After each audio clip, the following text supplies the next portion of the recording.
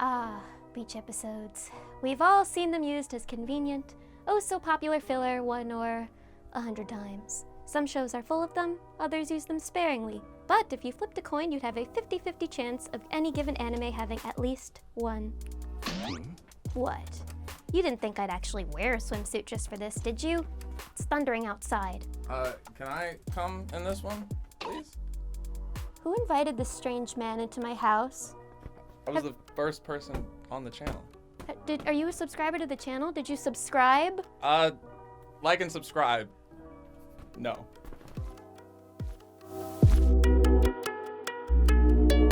It feels like we've had beach episodes for as long as we've had anime. And yeah, the original Astro Boy sure does have some episodes on the beach, but are we really gonna count those? No. A true beach episode needs to be a bit funnier, a bit spicier, or a bit weirder than a typical episode. It's one of those rare elements like huge eyes or unreasonable labor conditions that unites almost all genres of anime. But why do they exist? So we can all agree that beach episodes aren't just episodes set on or near a beach, right? There's more to it than that, and we gotta be careful, or else people will start calling the End of Evangelion a beach episode, which is a strangely disturbing idea. But I love things that are strangely disturbing. I'd say that true beach episodes are 1. Set on or near a beach or a similar destination for communal water fun. 2. A group event with most of the main cast. Bonus points if they're wearing casual clothes. 3. Primarily disconnected from the main plot, even if it comes up. And 4. Full of either fan service or at least swimsuits, depending on what type of show you are. Sounds like a lot of criteria, I know, but we can't give the Evangelion beach faction any ground. And hell, in Japan, they even call it a swimsuit episode, so maybe we're using the wrong name after all. Going by those standards, the 1963 Astro Boy episode and other early examples of episodes on a beach, like the episode of Gundam that was so bad the director had it pulled from American airtime, do not count. Sorry to all those who get their kicks from giant robots. Instead, one of the first real beach episodes in anime was the classic Urusei Yatsura, which just so happens to be one of the first anime rom-coms, packed to the brim with cute anime girls and fan service. Bet you didn't see that one coming. The next series to show off some swimsuit action was Maison Ikkoku, which had the same director, time slot, genre, and even author as Urusei Yatsura. For a while, it was these not-quite harem rom-coms that had the most swimsuit episodes. We all remember Master Roshi's antics on the beach, but there weren't many beach episodes outside of a very specific niche yet. But you can't expect anime fans to go that long without spreading their interests everywhere they can reach. Like an octopus. You know, 'cause octopuses live in the ocean and the beach is on an ocean front and I have no ulterior motives beyond that. We're trying not to get demonetized here. By the 90s, the beach episode was a serious staple. Gundam showed more than just its robots on the sand now, and Evangelion's predecessor, Nadia, the Secret of Blue Water, hid its intentions with a resupply mission. Do they really think they're fooling anyone with that? You don't need to pretend there's some noble purpose here. We all know it's just boobs. By this point, popular anime magazines were talking about beach episodes in upcoming seasons.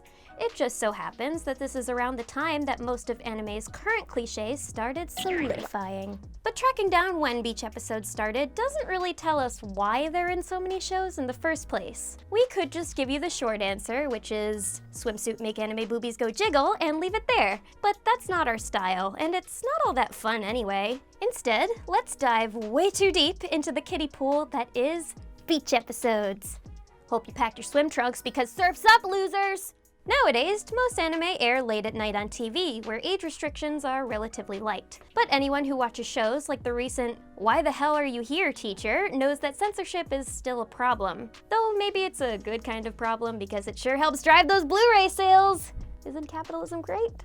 Now, shows like Why the Hell Are You Here, Teacher might give you a bit more than just underwear, but the point stands. Outright nudity is a big no-no. So what are you gonna do to satisfy your incredibly thirsty viewers? Well, take them to the beach, of course. Or just create some anime for HBO. Admittedly, salt water isn't a great way to quench thirst, but it seems to work well enough. Even America, globally recognized as remarkably prudish in regards to what can be shown on TV, embraces beach episodes. But I can't ignore the honestly really weird distinction between swimsuits and underwear. Is a bikini really all that different from a bra and underwear besides the, price difference? No, it definitely isn't, but you don't see anime men getting nearly as embarrassed from seeing the former as the latter. It's a silly distinction, but I guess swimsuits are worn with the intent of being seen, whereas underwear isn't meant to be seen except in very specific situations.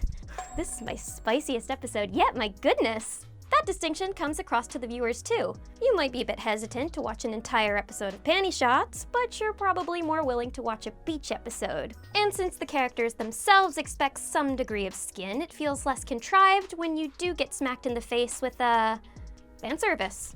But it's not just the bathing suits that set beach episodes apart. Beach episodes come with their own set of fun summery activities. Spending time with friends on the beach is fun, right? It's a good place for bonding, and there's tons of stuff to do, like swimming, tests of courage. Wait, hold up. Are all Japanese beaches conveniently located next to a threatening forest? There's also my favorite beach pastime, besides drinking cocktails out of coconuts, and that is applying sunscreen to your crush's back. Very calming. Given that beach episodes tend to be more relaxed breaks between the main action of the plot, it makes sense to let the characters spend some time in the sun as well. But most of all, beach episodes are pretty common across series and genres, and that makes them part of a self-perpetuating cycle. Anime can be very original, but it also has a lot of repeating tropes. I mean, there are so many tropes we made an entire series about them. Anime fans eventually got used to beach episodes, so putting them in, especially when the creators needed a filler or fan service episode, just became second nature. And honestly, who could blame them? They're efficient, they're popular, and most of all, they're fan service. I mean, fun. But just because beach episodes came out of that self-referential Ouroboros doesn't mean they're all the same. They've got their own subset of expected tropes, gags, and plot points. First and foremost, there's pure filler episodes. You'll recognize these babies because you could skip them without missing much. They're the episodes that will make you go, why the hell is this here? What did I just watch? I want 24 minutes of my life back.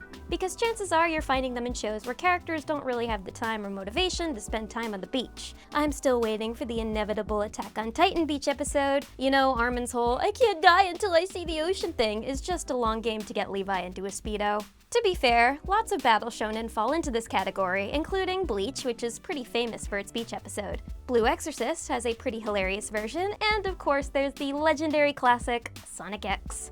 Who wouldn't want to see Amy Rose in a bikini? I'd rather see Knuckles in one personally. I'm not kidding though, that show is pretty great. Similar episodes show up in non-shonen series, but if a series has less focus on plot overall, they feel less like filler and more like a normal episode but set on a beach. What are you laughing at? The hat looks like it got turned over worse. Yeah, at this point it's like I'm just gonna take it off. This is not the right hair. Cut it! Oh, and we can't forget the classic episode of Pokémon that was banned in America because of James's inflatable boobs.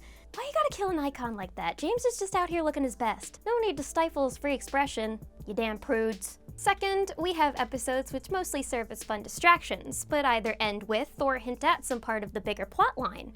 This type is especially popular as it prevents the entire episode from feeling like a damn waste of time without actually having to contribute all that much. Last year, Darling in the Franxx pretty infamously gave its characters a break on the beach after a climactic battle, but the episode concluded with them stumbling into some ruins that would eventually become very important. It was also full of really blatant fan service, but that is pretty much a norm from that show, and we just got different outfits for once. Similarly, Gurren Lagann makes Yoko's already questionable design even, well, more so with its beach episode, but it also ends the storyline of a major antagonist and helps firmly cement vital character relationships. Who said life changes can't happen on the beach?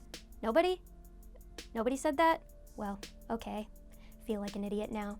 Yuki Yuna as a hero pulls a similar move with the combination beach and hot spring episode after a huge victory by our main squad of badass magical girls, ending with the reveal that a major threat has returned. Naturally, we've also got beach episodes, which honestly might not even count as true beach episodes because they're just full of plot and just so happen to be set on a beach. While this variant may have up to 10 minutes of rest and relaxation, they're raring to get to the real reason you're following the show. This type is also fairly popular, like in Food War's whole-ass beach arc, which is really stretching this definition, but I figured it was worth including. Or what about Bodacious Space Pirates, where the cast all go to the beach to practice for an upcoming race?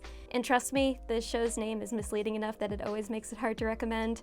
Almost all the fan service in the episode comes from their male teacher. If you're in the mood for some real bleak stuff, you can look at the fantastic dark comedy Welcome to the NHK's Beach episode, where the chronically depressed main character meets up with his former crush and her friends on a beach island, only to learn that it's actually part of a suicide pact by the time he's already stuck there.